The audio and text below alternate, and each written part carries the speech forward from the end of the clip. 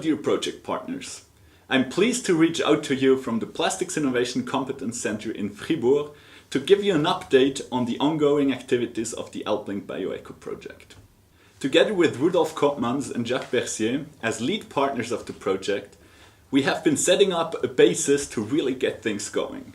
What we now need is your collaboration in all of the 8 participating regions. Our project's main objective is the generation of new value chains for a circular bio-based economy in the alpine space. In order to achieve this, we must develop a demand-oriented methodology that can match actors in new or alternative value chains. This requires, as a first step, to set up a database describing existing actors and their value chains. In other words, we are now collecting descriptors of actors in existing value chains that we will use later on in the project as an input for the generation of new value chains. To put it simply, a value chain exists when actors are linked together through certain benefits. Therefore, what we need is to identify and describe who the existing actors are and how they are connected in existing value chains. And at this stage, this is exactly what we need from you. To start the activities, we suggest an easy, straightforward process, and what we are asking you to do is simply to identify actors in your regions, to describe the identified actors, and to develop the value chains in which these actors are active. I'm here with Uli Daum, who has a lot of experience in using descriptors to study value chains. So Uli, before we illustrate the process with an example, what can you add to help our project partners better understand what the approach is all about? Once you have identified an actor in a given value chain, an actor would normally be a company, you can see that the actor, the company, is buying raw materials, is processing them in some way and selling their products to their customers. If you simplify that procedure, you have an input, an output, and in between there is a process. Now, to make it simple for you, describe the input in single words or short phrases. Then describe the output in single words or short phrases. If you look at those single words and the short phrases from the input and from the output, it will be easy for you to describe the process in between. So next, describe the process also in single words and short phrases. All those single words and short phrases are called descriptors. Start with 1, 2 or 3 descriptors, each for the input, the output and the process.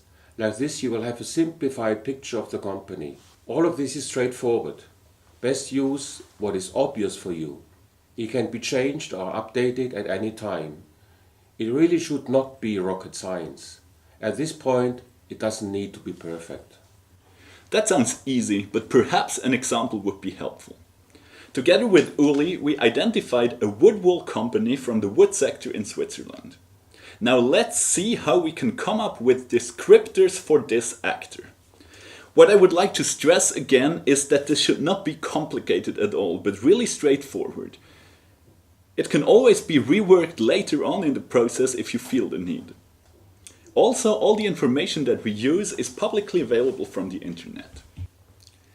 So, Uli, tell me, what descriptors did you identify for this actor? The input descriptors is wood chucks, which is what I understand from the internet, unspecified wood. The output would be wood wool, and the process in between is shredding wood. For the start, that's good enough. Now I would like to put this company into the value chain. Where are they buying the wood chunks from? They are buying the wood chunks from a forester. So we place forester into the box from whom. And why is this company buying from the forester? What is the benefit for them? Good question. This automatically leads to more descriptors. They are buying wood chucks dried for 16 months. This is a benefit for wood wool company. The forester is close by, so wood wool company buys Swiss wood. They are even buying certified wood. Again, two benefits. You can market this. Great, like this we go from 2 descriptors up to 5. How would you proceed? As mentioned before, just go to the output and proceed the same way. Who does the company sell wood wool to? Garden centers. Put this into the box from whom. I understand. Why would a garden center buy from this company? Because of the insulation properties of the wood wool. That's a benefit, right? Absolutely. A benefit for the garden center. But are there other benefits which they don't need or use? Probably. Something obvious for me is damping properties, for instance for Easter eggs and such. Also, it's a pretty homogeneous carbon source. Up front, I have no clue who could profit from it, but maybe someone could use it. Something else that is obvious to you? There must be byproducts, wood dust. Not a benefit for the garden center, but maybe it could be of interest to a company making combustible wood pellets. Even if this is not clear up front, just note it down and leave it. You see, this could lead to a new value chain at a later stage. You see as well that something which is considered as waste at the moment could be a benefit for a new value chain. To find those opportunities and others is the target of this project. Look what we have arrived at. From just 1 descriptor, we're now up to 5. That's the benefit of this procedure. First look at a company, start with a few very obvious descriptors, and then go to the value chain to find more descriptors. Do you think that that's enough? For this example, I think that's good enough for the input and the output. And what about the process? Good to remind me. Let's see. They are shredding wood into a uniform product. It is a uniform output. Hey, there's another descriptor for the output. But let's go back to the process. You can only do that with a trained staff. They must have a good quality control for the input and the output. From the internet, I can see that the company exists for many years. So much of the equipment should be written off, which could be a benefit to a company needing to use a similar type of equipment, but that doesn't want to invest. Possibly an opportunity for collaboration. So again, from just 1 descriptor, we came up to 4. Are you satisfied with that, Uli? For the time being, yes. Leave it for now and then review it in a few days.